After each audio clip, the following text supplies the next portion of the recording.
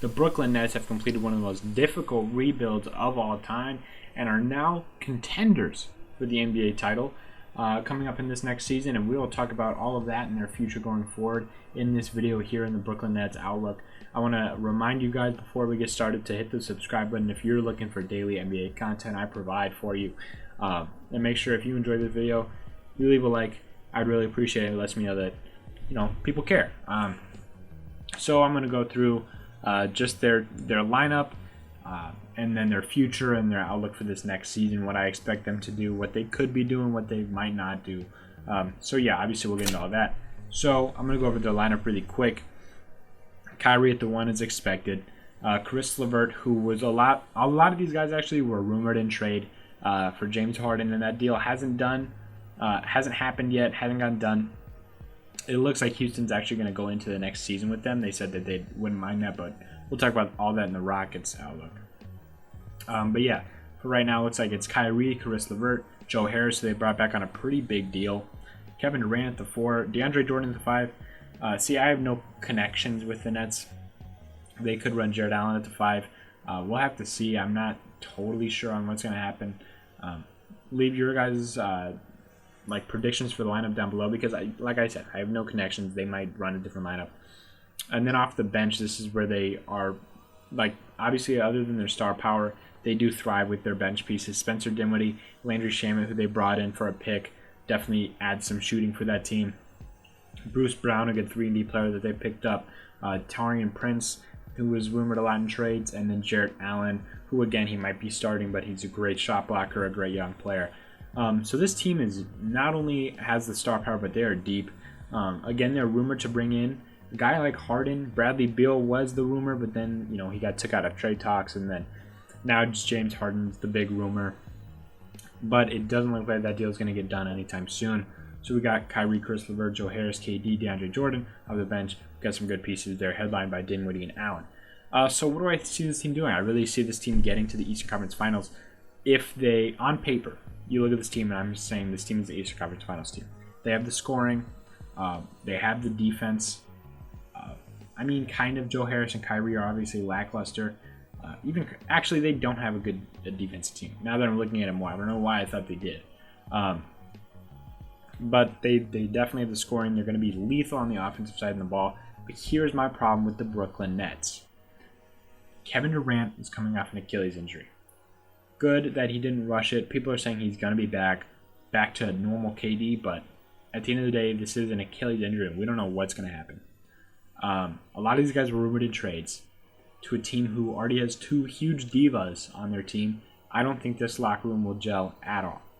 And on the court style, Kyrie wants the ball all the time. Kevin Durant wants the ball all the time. Caris LeVert, in order for him to really be successful as a scorer, he wants the ball all the time. The only guy that really can succeed with this team is Joe Harris, because he just comes off and just screens and just catches and shoots. But other than that, this team will not work on the court. And the teams in the East are getting a lot better. I see the Bucks being better than them this year.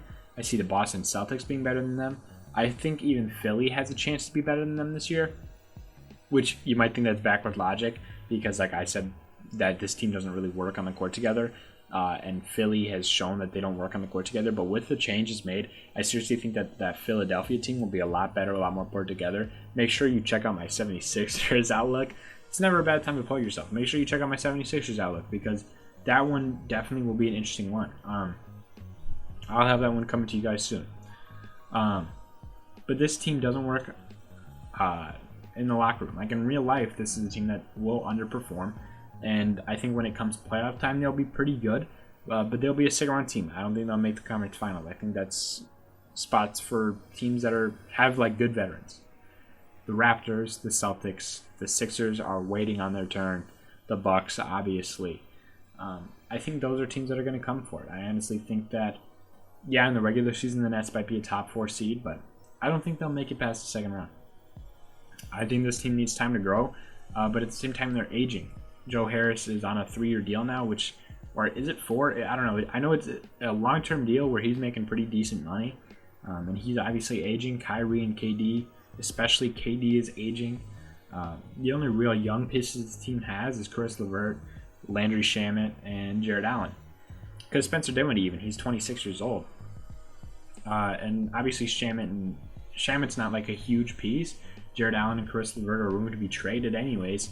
I honestly think this team won't win the championship over the next 3 years, and will end up missing out on a lot of pieces, and will have to rebuild slowly. Obviously not the same way that they did before, because they traded their entire future. So at least they can retain some.